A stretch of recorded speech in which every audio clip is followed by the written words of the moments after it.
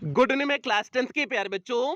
आज हम लोग चलेंगे जो हम लोग की ग्रामर की रिवीजन सीरीज चल रही है, इसकी 10वीं क्लास पे चलेंगे। और इस 10वीं क्लास में आज हम लोग एक्टिव पैसिव वॉइस के 15 महत्वपूर्ण प्रश्नों को कवर करेंगे। और आज की इस एक क्लास से आपके बोर्ड परीक्षा में 2 नंबर पक्के होने वाले हैं। और 2 नंबर कैसे पक्के होंगे, यहाँ पर आप लोग सिलेबस देख लीजिए। तो ये आपका इंग्लिश के ग्रामर का सिलेबस है। और इस ग्रामर के सिलेबस में देखिए आपका छठा पॉइंट दिए हुए हैं, 3 very short answer type question based on narration voice punctuation. Means आपके बोर्ड परीक्षा में 3 very short answer type question narration के आधार पर पूछे जाएंगे, वॉइस के आधार पर पूछे जाएंगे और पंक्चुएशन के आधार पर पूछे जाएंगे। और प्रत्येक very short answer type question कितने नंबर का होगा? 2 नंबर का होगा। तो इसलिए 3 प्रश्न है तो जाहिर सी बात है आपका 6 नंबर का हो जाएगा। तो वॉइस आपका कितने नंबर का हो गया? 2 नंबर का हो गया। इसलिए हमने कहा कि आज की इस एक क्लास से आपके बोर्ड परीक्षा में 2 नंबर पक्के होने वाले हैं। और अभी तक ग्रामर की 9 रिवीजन सीरीज की क्लास कंप्लीट हो चुकी है।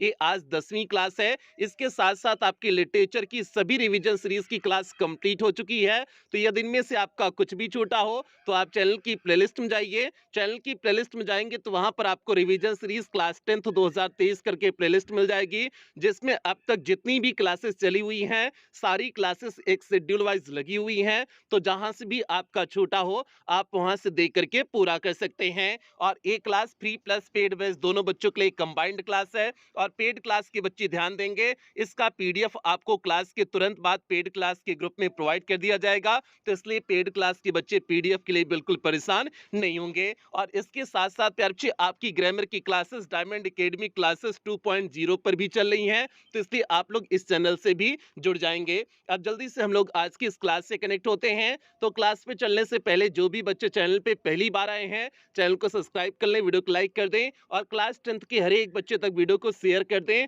जो भी बच्चे इस बार की बोर्ड परीक्षा देने वाले हैं। तो भैया यहाँ पर देखिए आपका हमने लिखे हुए हैं 15 questions based on voice.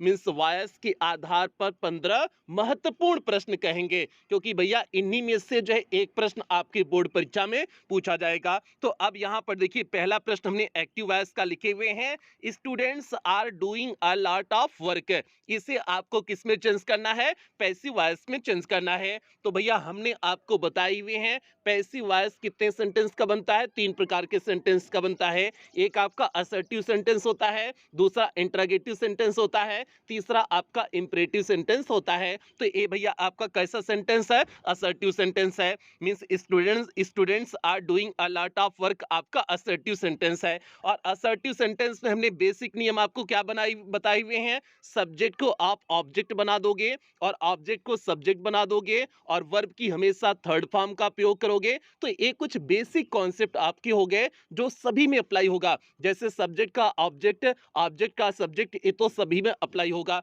Plus इसमें वर्ब की थर्ड फॉर्म हमेशा लगती है, मेन वर्ब की हमेशा थर्ड फॉर्म लगती है। तो ये तो यूनिवर्सल हो गया। तो भैया अब जो है हम लोग जो है देखते हैं इसे कैसे बदले हुए हैं। ध्यान से देखिए, अब सब्जेक्ट को ऑब्जेक्ट बनाना है, ऑब्जेक्ट को सब्जेक्ट बनाना है। तो इसमें अ लॉट ऑफ वर्क क्या हो जाएगा? जो पहला वाक्य दिए हुए हैं students are doing a lot of work, तो अ लॉट ऑफ वर्क आपका क्या हो जाएगा? ऑब्जेक्ट है तो इसे हमने सब्जेक्ट बना दिए। तो हम देखिए यहाँ पर पहले लिख दिए अ लॉट ऑफ वर्क लिख दिए। और ऊपर कौन सा टेंस है? प्रेजेंट कंटीन्यूअस टेंस है। तो हमने आपको बताए हुए हैं प्रेजेंट कंटीन्यूअस टेंस के जब पैसिव वॉइस बनाते हैं तो उसमें हेल्पिंग वर्ब क्या लगाते हैं? इज, एम, आर ही होता है, प्लस उसके साथ बीइंग जुड़ जाता है। बस इतना ही ऐड होता है, प्लस बीइंग जुड़ जाता है। तो भैया यहाँ पर अ लॉट ऑफ वर्क आपका सिंगुलर है तो इसलिए हमने इज लगाया, उसके साथ क्या जोड़ दिए हुए हैं? बीइंग जोड़ दिए हुए हैं। तो आपका हो गया अ lot of work is being.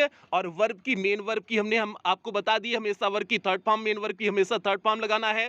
तो जो है डूइंग का थर्ड फॉर्म क्या हो जाएगा? डन हो जाएगा।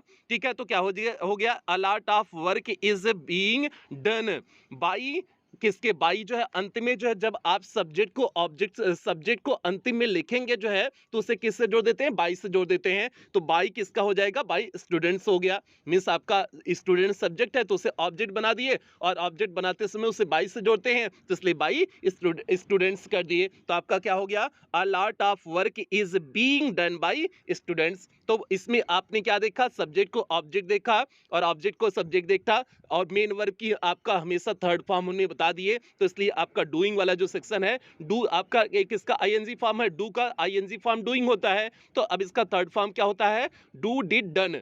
थर्ड फॉर्म क्या होता है, डन होता है, तो इसलिए हमने यहाँ पर डन कर दिए। बाकी हेल्पिंग वर्ब इसमें आपका is am are plus being लगता है, तो हमने जो है इज बीइंग लगा दिए, क्योंकि अ लॉट ऑफ वर्क आपका सिंगुलर था तो इज बीइंग लगा दिए। तो आपका क्या हो गया, अ lot of work is being done by students.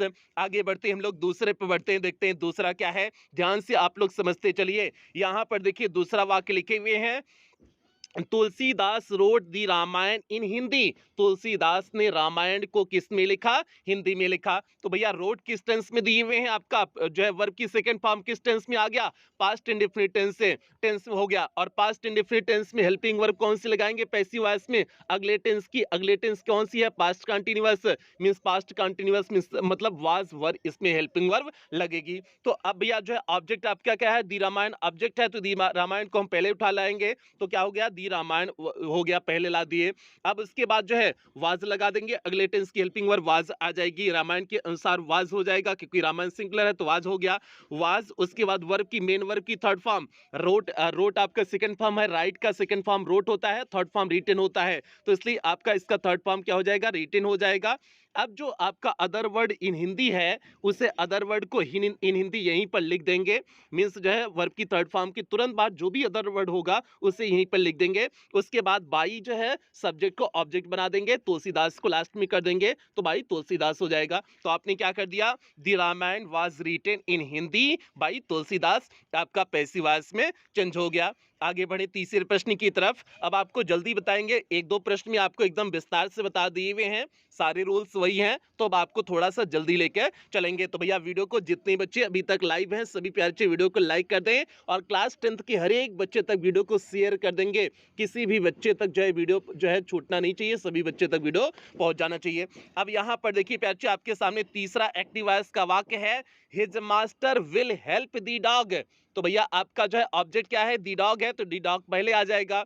उसके बाद हेल्पिंग वर्ब लगेगी, हेल्पिंग वर्ब ऊपर जो है विल है, तो मतलब फ्यूचर इंडेफिनिट है, तो अगले टेंस की हेल्पिंग वर्ब आ जाएगी, विल बी सेल भी हो जाएगा। तो अब यहाँ पर दी डॉग के अकॉर्डिंग विल बी हो जाएगा, तो क्या हो गया, दी डॉग विल बी, हेल्प का थर्ड फॉर्म हेल्प्ड हो जाएगा, बाई हिज मास्टर आपका सब्जेक्ट है, तो बाई हिज मास्टर हो जाएगा। तो आपने क्या कर दिया, the dog will be helped by his master, तो ये आपका तीसरे का भी चेंज हो गया। आगे बढ़ते हैं, चौथे पे बढ़ते हैं, देखते हैं चौथा आपका एक्टिव पैसिव वॉइस का वाक्य क्या है। यहाँ पर देखिए आपके सामने चौथा है, अ new teacher will teach us grammar. तो यहाँ पर दो दो ऑब्जेक्ट आ गया, अस और ग्रामर दो ऑब्जेक्ट आया है, तो अब अस को हम पहले ला देंगे।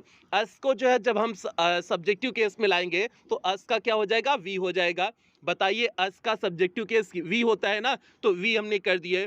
और इसके बाद जो है यहाँ पर फ्यूचर इंडेफिनिट टेंस है, तो अगले टेंस की हेल्पिंग वर्ब विल बी या सेल भी आ जाएगा, तो यहाँ पर वी के अकॉर्डिंग क्या हो जाएगा, सेल बी हो जाएगा। तो वी सेल बी, टीज का थर्ड फॉर्म क्या होता है, टाट होता है, तो हो जाएगा वी सेल बी टॉट।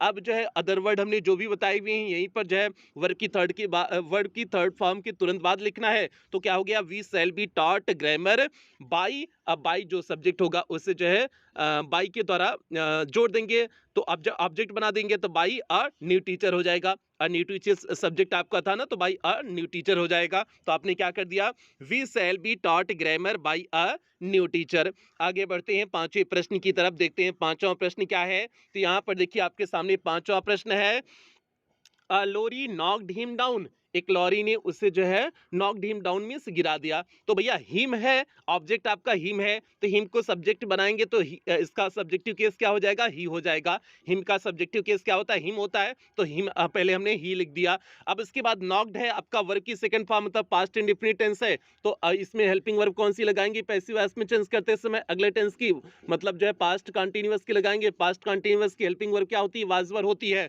तो क्या हो जाएगा, ही वाज हो जाएगा। नॉक का थर्ड फॉर्म क्या हो जाएगा, नॉक्ड हो जाएगा, तो ही वाज नॉक्ड डाउन। डाउन क्योंकि जो है इसके साथ लगा हुआ था, तो इसलिए जो है तुरंत इसके साथ लिख देंगे, तो ही was knocked down by, object बना देंगे सब्जेक्ट को, अ लॉरी था तो अ लॉरी हो जाएगा। तो आपका क्या हो गया, he was knocked down by a lorry. तो ये आपका पांचवा भी चेंज हो गया। अब हम लोग बढ़ते हैं छठे प्रश्न की तरफ बढ़ते हैं, देखते हैं छठा आपका एक्टिव पैसिव वॉइस का वाक्य क्या है। तो यहाँ पर देखिए आपके सामने छठा वाक्य है, he reads one new book. ये आपका जो है वाक्य दिए हुए इसे पैसिव वॉइस में चेंज करना है। तो भैया he reads one new book एक टेंस में है, प्रेजेंट इंडेफिनिट टेंस में, तो चेंज करिए, वन न्यू बुक पहले आ जाएगा क्योंकि ऑब्जेक्ट ऑब्जेक्ट है तो इसे पहले ला देंगे, वन न्यू बुक पहले आ गया। उसके बाद रीड्स प्रेजेंट इंडेफिनिट टेंस के अगले टेंस की हेल्पिंग वर्ब आ जाएगी, इज एम आर हो जाएगा, तो वन न्यू बुक के अकॉर्डिंग इज हो जाएगा, क्योंकि वन न्यू बुक सिंगुलर था तो आपका इज हो जाएगा, तो वन न्यू बुक इज हो जाएगा। रीड्स का थर्ड फॉर्म क्या हो जाएगा, रीड ही हो जाएगा, इसका तीनों फॉर्म एक ही होता है, तो one new book is read by, he का ऑब्जेक्टिव केस क्या हो जाएगा, हिम हो जाएगा। ही का ऑब्जेक्टिव केस क्या होता है, हिम होता है ना, तो क्या हो जाएगा, one new book is read by him. तो आपका चेंज हो गया, ए पैसिव वॉइस में आपने आसानी से चेंज कर दिया। आगे बढ़ते हैं, अगले प्रश्न की तरफ बढ़ते हैं, देखते हैं अगला प्रश्न क्या है। तो यहाँ पर देखिए प्यारे आपके सामने 7वां प्रश्न है, दिस बुक इंटरेस्ट्स मी। अब भैया ए भी प्रेजेंट इंडेफिनिट टेंस का है, मी आपका जो है ऑब्जेक्ट है, तो मी के सब्जेक्टिव केस में क्या कर देंगे, आई कर देंगे। मी आपका सब्जेक्टिव केस में जाएगा तो आई हो जाएगा ना, तो हमने आई लिख दिए। उसके बाद प्रेजेंट इंडेफिनिट टेंस है तो अगला टेंस की helping verb is am are में आएगी, तो आई के अकॉर्डिंग क्या हो जाएगा, एम हो जाएगा। इंटरेस्ट का थर्ड फॉर्म इंटरेस्टेड हो जाएगा, मेन वर्ब की हमेशा आपको थर्ड फॉर्म का प्रयोग करना है, तो I am interested in this book. प्यारे ये हमने किए हुए हैं, इंटरेस्ट हमेशा अपने साथ इन का प्रयोग लेता है, ठीक है, इसे याद रखना, इंटरेस्ट हमेशा अपने साथ इन का प्रयोग लेता है, ए बाई का प्रयोग नहीं लेता है, तो इसलिए हमने यहाँ पर इन लिखे हुए हैं, बाकी इन से जो है सब्जेक्ट को जोड़े हैं। दिस बुक आपका अंतिम में था तो हमने उसे लिख दिए, तो I am interested in this book हो जाएगा। कुछ जगह बाई का प्रयोग नहीं होता है, जो है इन वर्ब के साथ अपने साथ जो है ए प्रीपोजिशन का प्रयोग लेकर के आती हैं, तो भैया यहाँ पर इन हो जाएगा, तो I am interested in this book हो जाएगा। तो ये आपका 7वां हो गया। 8वें प्रश्न की तरफ बढ़ते हैं, देखते हैं 8वां आपका क्या है। तो यहाँ पर देखिए आपके सामने 8वां एक्टिव वॉइस का वाक्य है, the carpenter was making a table. Carpenter क्या बना रहा था, एक टेबल बना रहा था, तो भैया किस टेंस का है, पास्ट कंटिन्यूअस टेंस का है, तो इसमें जो है पास्ट कंटिन्यूअस टेंस की ही हेल्पिंग वर्ब होती है, प्लस बीइंग उसके साथ जुड़ जाता है। तो अब अ टेबल आपका क्या है, ऑब्जेक्ट है, तो उसे सब्जेक्ट बना दीजिए, अ टेबल पहले आ गया। उसके बाद वाज आपका अ टेबल के अकॉर्डिंग वाज ही होगा, जो है उसके बाद बीइंग का प्रयोग करेंगे, तो अ टेबल वाज बीइंग, मेक का थर्ड फॉर्म क्या हो जाएगा, जो है मेड हो जाएगा, तो अ table was being made by the carpenter हो जाएगा। द कारपेंटर आपका सब्जेक्ट है, तो सब्जेक्ट को ऑब्जेक्ट बना दिए, बाय से जोड़ करके बाय द कारपेंटर हो जाएगा, तो आपने क्या कर दिया, अ table was being made by the carpenter कर दिया। 8वां भी आपका वाक्य कंप्लीट हो गया। बढ़ते हैं 9वें प्रश्न की तरफ, और सभी प्यारे बच्चे जल्दी से वीडियो को लाइक कर दें, जितने बच्चे इसमें लाइव जुड़े हुए हैं जल्दी से सभी प्यारे बच्चे वीडियो को लाइक करें, लाइक करने में जरा सा भी भैया कोताही वोताही ना करें। अब यहाँ पर देखिए आपके सामने 9वां प्रश्न है। 9वां प्रश्न क्या है, Ramesh had written a letter, तो एक इस टेंस में है, पास्ट परफेक्ट टेंस में है, तो इसका जो है इसमें हेल्पिंग वर्ब कौन सी आएगी, अगले टेंस की, पास्ट परफेक्ट कंटीन्यूअस टेंस की हेल्पिंग वर्ब आएगी, तो भैया चेंज करते हैं। अ लेटर आपका ऑब्जेक्ट था तो उसे पहले ला देते हैं, तो अ लेटर को पहले ला दिए, और जो है किस टेंस की helping verb, past perfect continuous tense की, तो हेल्पिंग वर्ब क्या हो जाएगी, हैड बीन हो जाएगा, हैड बीन हमने लिख दिए।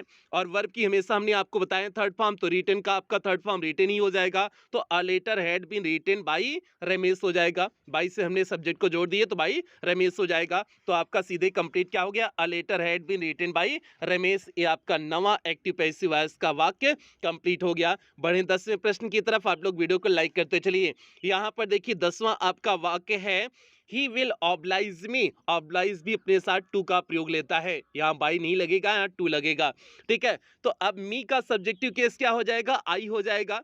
मी का सब्जेक्टिव केस क्या होता है, आई होता है, तो आई हमने कर दिए। उसके बाद विल है, मीन्स फ्यूचर इंडेफिनिट टेंस है, तो आपका जो है अगले टेंस की लग जाएगी, विल भी, सेल भी लगेगा, तो भैया आई के अकॉर्डिंग सेल भी हो जाएगा, आई सेल बी। ओब्लाइज का थर्ड फॉर्म ओब्लाइज्ड हो जाएगा। अब यहाँ पर जो है ओब्लाइज हमेशा अपने साथ टू प्रीपोजिशन का प्रयोग कर लेता है, ये बाई नहीं लेता है, तो इसलिए हम किससे जोड़ेंगे, टू से जोड़ेंगे, और ही का ऑब्जेक्टिव केस क्या हो जाएगा, हिम हो जाएगा, तो आपने क्या कर दिया I shall be oblige to him हो जाएगा, आपका बिल्कुल सटीक सीधे हो गया। आगे बढ़े, बताओ 11वें प्रश्न की तरफ बढ़े ना।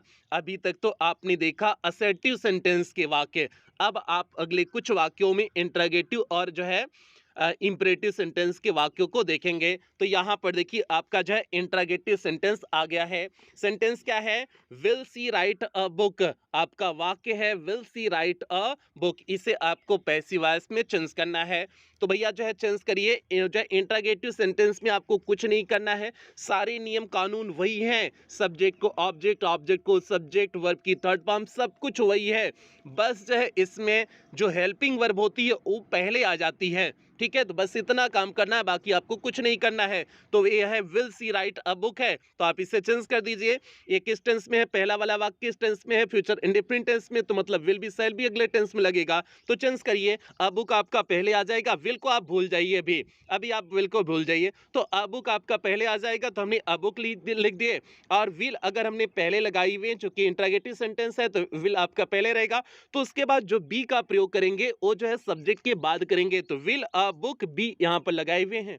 उसके बाद वर्ब की थर्ड फॉर्म रिटेन हो जाएगा, बाई से जोड़ेंगे, और सी का ऑब्जेक्टिव केस क्या हो जाएगा, हर हो जाएगा। तो आपने क्या बना दिया, will a book be written by her, आपका तैयार हो गया जो है इंटरोगेटिव सेंटेंस का। तो इंटरोगेटिव सेंटेंस में भी इसमें कोई पहाड़ चीज नहीं है, बस जो आपका जैसे है वैसे उतार देंगे।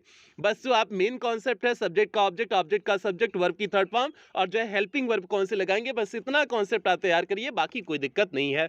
बस विल आपका था तो हमने विल का विल में ही रहने दिए, विल साइड भी लगाना था आपका, अब के अकॉर्डिंग हमने विल ही रहने दिए, और बी को लिखना था तो बी को आगे लिख दिए, हो गया आपका काम।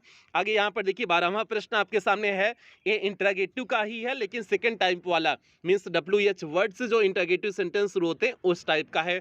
अब देखिए क्या है, when will see right a book, इसमें भी आपको कुछ नहीं करना है। व्हेन जैसे है, मतलब WH वर्ड जैसे होता है उसे वैसे वहीं पर रहने देते हैं। तो WH वर्ड व्हेन है तो उसे व्हेन को व्हेन ही रहने देंगे, इसमें हम सोचेंगे भी नहीं। अब आपका वाक्य क्या हो गया, will see right a book हो गया। अब इसे चेंज कर दीजिए, अब जो है अ बुक पहले आ जाएगा, तो अ बुक के अकॉर्डिंग विल लगेगा, अ बुक के अकॉर्डिंग विल लगेगा ना, तो जो है विल अ बुक हो गया। उसके बाद बी का प्रयोग करना है, क्योंकि जो है ऊपर फ्यूचर इंडेफिनिट टेंस है तो इसमें कंटीन्यूअस होगा, तो विल बी हो जाएगा। तो when will a book be, verb की थर्ड फॉर्म, मेन वर्ब की थर्ड फॉर्म, राइट का थर्ड फॉर्म रिटेन हो जाएगा, बाई सी का ऑब्जेक्टिव केस क्या हो जाएगा, हर हो जाएगा। तो आपका कंप्लीट हो गया, When will a book be written by her। तो ये आपका जो है 12वां एक्टिव पैसिव वॉइस का वाक्य जो है तैयार हो गया। उम्मीद करते हैं इसमें कोई दिक्कत नहीं हुई होगी। बस 3 वाक्य और बचे हुए हैं, 3 वाक्य को और बता दें, क्लास कंप्लीट हो जाएगी और आपके बोर्ड परीक्षा में 2 नंबर पक्के हो जाएंगे। अगर आपको ये 15 प्रश्न अच्छी तरह से समझ में आ गए होंगे तो फिर अच्छे इस बात की गारंटी देते हैं कि आपकी बोर्ड परीक्षा में एक्टिव पैसिव वॉइस से जो भी प्रश्न आएगा इन्हीं में से आएगा, इससे हट करके बिल्कुल नहीं आएगा। अब यहाँ पर देखिए आपके सामने 13वां प्रश्न है, मे आई सी इट, ये कौन सा है आपका, जो आपकी मॉडल ऑक्सिलरी वर्ब होती है उससे शुरू है। तो भैया मॉडल ऑक्सिलरी वर्ब में कोई परिवर्तन नहीं करते हैं एक्टिव पैसिव वॉइस में, इस को ध्यान में दीजिए। मॉडल ऑक्सिलरी वर्ब में मे का माइट में नहीं करेंगे या फिर कैन को कुड नहीं करेंगे, इसमें कोई परिवर्तन नहीं करते हैं, जैसे होता है वैसे लिख देते हैं, बस इसके साथ बी का प्रयोग कर देते हैं। मे है तो मे भी कर देंगे, कैन है तो कैन भी कर देंगे, इस तरह से कर देते हैं। तो देखिए हमने लिखे हुए हैं, मे है तो मे को उसी वहीं जगह रहने देते हैं, इट आपका ऑब्जेक्ट है तो उसे सब्जेक्ट बना दिए, मे इट हो गया। उसके बाद बी का प्रयोग करना है, हमने बताया मे बी इसे एल बी जो है इसमें केवल बी लगाने हैं, मे बी कैन बी जो भी है बी लगाना है, तो मे इट बी हो गया। सी का थर्ड फॉर्म क्या हो जाएगा, सीन हो जाएगा। बाई ही का जो आई का ऑब्जेक्टिव केस मी हो जाएगा, तो क्या हो गया, may it be seen by me हो जाएगा। हो गया आपका तैयार, हो गया आपका जो है एक्टिव पैसिव वॉइस का वाक्य तैयार हो गया, may it be seen by me हो गया। तो आपका एम जो है इसे आपने पैसिव वॉइस में चेंज कर दिए। बढ़ते हैं 14वें प्रश्न की तरफ, देखते हैं 14वां प्रश्न क्या है। तो यहाँ पर देखिए आपके सामने 14वां प्रश्न है, ये आपका इंपरेटिव सेंटेंस का है। तो भैया पोस्ट दिस लेटर है, और इंपरेटिव सेंटेंस में हमने आपको बताई हुए हैं लेट बी का आपका प्रयोग करना है। आपको किसका प्रयोग करना है, लेट बी का प्रयोग करना है, तो कर दीजिए। दिस लेटर है तो जो है लेट पहले लगा दीजिए, उसके बाद जो है दिस लेटर ऑब्जेक्ट है तो इसे पहले लिख दीजिए, लेट दिस लेटर। उसके बाद बी का आपका प्रयोग करना है, लेट बी हो गया, तब आप पोस्ट का थर्ड फॉर्म पोस्टेड, तो हो जाएगा let this letter be posted. तो भैया इंपरेटिव सेंटेंस में आप ध्यान रखेंगे आपको लेट बी का प्रयोग करना होता है। अब यहाँ पर देखिए 15वां और अंतिम प्रश्न है, ये आपका इंपरेटिव का जो निगेटिव वाला वाक्य होता है वो आपका है, ठीक है। जैसे है do not kill the bird, bird को ना मारो, ठीक है। तो भैया ये आपका डू नॉट वाला वाक्य है, डू नॉट वाले वाक्य को कैसे चेंज करेंगे, इसे भी लेट बी के माध्यम से ही चेंज करेंगे। देखिए कैसे चेंज किए हुए हैं, हमने पहले लेट लिख दिए, उसके बाद ऑब्जेक्ट लिख दिए। दी बर्ड आपका ऑब्जेक्ट है तो दी बर्ड हमने लिख दिए, लेट दी बर्ड। उसके बाद नॉट आपका है, नॉट लिख देंगे। उसके बाद आप नॉट के बाद बी का प्रयोग करोगे, यही मुख्य बात है, आप नॉट के बाद बी का प्रयोग करते हैं। तो let the bird not be, kill का थर्ड फॉर्म क्या हो जाएगा, किल्ड हो जाएगा। हो गया आपका, तैयार हो गया। Late the bird bird not be killed, तो आपने आसानी से इसे भी चेंज कर दिए। तो भैया आपके इन 15 प्रश्नों में हमने पूरे एक्टिव पैसिव वॉइस के वाक्यों को कवर कर दिए हुए हैं। उम्मीद करते हैं अब आपको कहीं पर कोई दिक्कत समस्या नहीं होगी। अगर आपको ये सारे 15 प्रश्न समझ में आ गए हैं तो समझ जाइए आपके बोर्ड परीक्षा में 2 नंबर पक्के हो गए, कोई काट नहीं सकता, इस बात की गारंटी देते हैं। तो भैया आप जो है इस क्लास को अटेंड करिएगा ध्यान से, सभी क्लास को। रिवीजन सीरीज की जितनी भी क्लास दी जा रही है आप सभी क्लास को ध्यान से अटेंड करेंगे, किसी भी क्लास को छोड़ेंगे नहीं।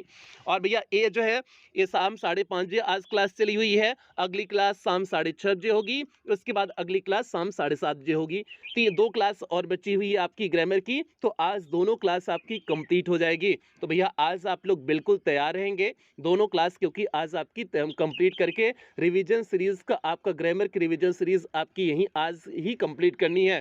तो इसलिए अगली क्लास शाम 6:30 बजे इसी चैनल पे आपको, इसी मेन चैनल पे ही अगली क्लास मिलेगी शाम 6:30 बजे, और उसके बाद अगली क्लास शाम 7:30 बजे। तो आज 2 क्लास अभी और बची हुई है ग्रामर की रिवीजन सीरीज की, तो दोनों क्लास आज कवर हो जाएगी। तो भैया तैयार रहिएगा।